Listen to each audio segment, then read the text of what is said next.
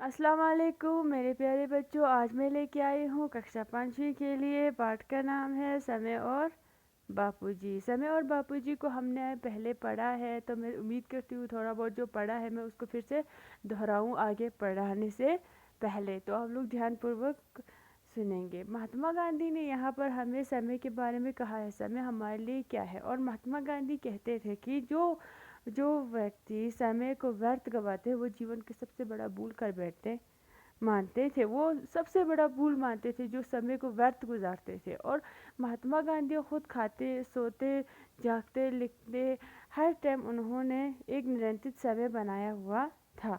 उनसे मिलने जुलने वाले लोग अगर समय पर नहीं आते थे तो वो उनसे मिलने से इनकार कर देते थे।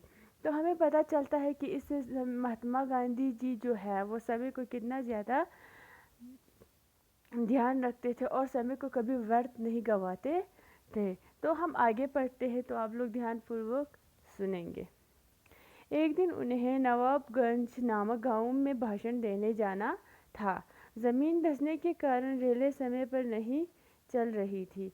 बापू ने कहा कि मेरे लिए साधारण जनता के साथ भी समय की पाबंदी उतनी ही आवश्यक है जितनी कि वर्सर के साथ।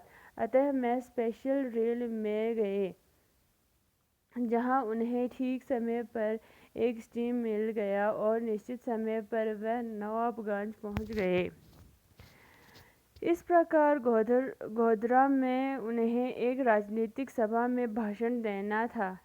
जैसे कि समय के अनुसार क्रिया करने का उनका नियम था, वह निश्चित समय पर सभा में भाषण देने पहुंच गए।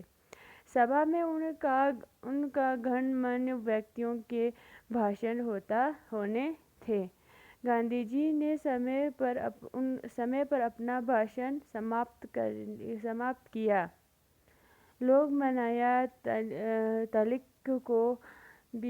तलिक को भी वहाँ भाषण देना था, परंतु वह कुछ देर से आए। उनका स्वागत करते हुए बापूजी ने कहा, लोग मनाया आधा घंटे देर से आए हैं। अगर स्वराज प्राप्त करने में भी हमें आधा घंटा देर हो जाए तो इसका सारा दोष लोग मनाया पर ही होगा। तो मैं इसको आसान हिंदी में समझाऊंगी। जो कठिन शब्द है मैं उनको आसान हिंदी में भी समझाने की कोशिश करूंगी और उम्मीद करती हूँ कि आप लोगों को अच्छे से समझ भी आएंगे।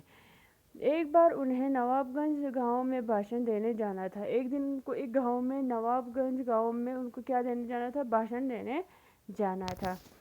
ज़मीन धंसने के कारण रेलें समय पर नहीं चल रही थी और ज़मीन धंसने के कारण रेल टाइम पे नहीं जा रहे थे। बापू ने कहा कि मेरे लिए साधारण जनता के लिए भी समय की पाबंदी उतनी ही आवश्यक है जितनी कि वर्षा के साथ। मेरे लिए जितना बड़े लोगों के साथ मेरी टाइम की अहमियत है, उतना ही आम जनता के लिए भी मेरी जो टाइम है, समय है, उसकी बहुत ज़्यादा पाबंदी है। अतः वह स्पेशल रेल से गए। वह स्पेशल रेल से जाता है और जहाँ उन्हें ठीक समय पर स्टीम मिल गया और निश्चित समय पर वह नवाबगंज पहुँच गए और वहाँ से उनको एक स्टीम से ले जाया गया और वो नवाबगंज समय पर ही पहुँच गए। इस प्रकार गोधर में उन्हें एक राजनीतिक सभा में भाषण देना था। एक दिन ऐसे ही गोधरा में उनको एक भाषण देना था, राजनीतिक भाषण देना था, जिसके समय के अनुसार क्रिया करना उनका नियम था। और इसके अनुसार उनको जो क्रिया था, उनका जो नियम था कि निश्चित समय पर ही भाषण देना पहुंच जाएंगे। उनको ये कहा था कि वो निश्चित समय पर ही वहां पर जाके भाषण देंगे। सभा में उन्हें गणमान्य व्यक्तियों के साथ भाषण होने थे। अब उनको जो बड़े बड़े लोग थे, जो जाने माने लोग थे, उनके साथ उनको भाषण देना था। गांधी जी ने समय पर अपना भाषण समाप्त कर लिया।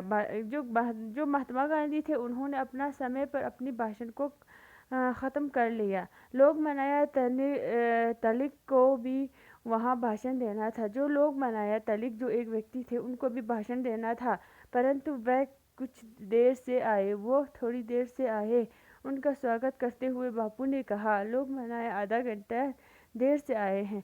जब ये देखता है कि महात्मा गांधी लोग मनाया जो था वो जब लेट से आता है तो उनको कहते हैं कि आप थोड़ा आधा घंटा देर से आए हैं। उनके स्वागत में सीधे बोल देते हैं कि आप देर से आए हैं आधा घंटा। अगर स्वराज प्राप्त करने में भी हम आधा घंटा देर हो जाए तो इसका सारा दोष लोग मनाया पर ही होगा। अगर इसके बाद अगर हमें यहाँ से जाने में अगर आधा घंटा देर हुआ तो उन सब का जिम्मेवार कौन होगा?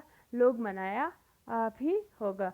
और मैं उम्मीद करती हूँ आप सबको अच्छे से समझ आ रहा होगा और घर पे एक दो बार फिर से पढ़ेंगे। धन्यवाद।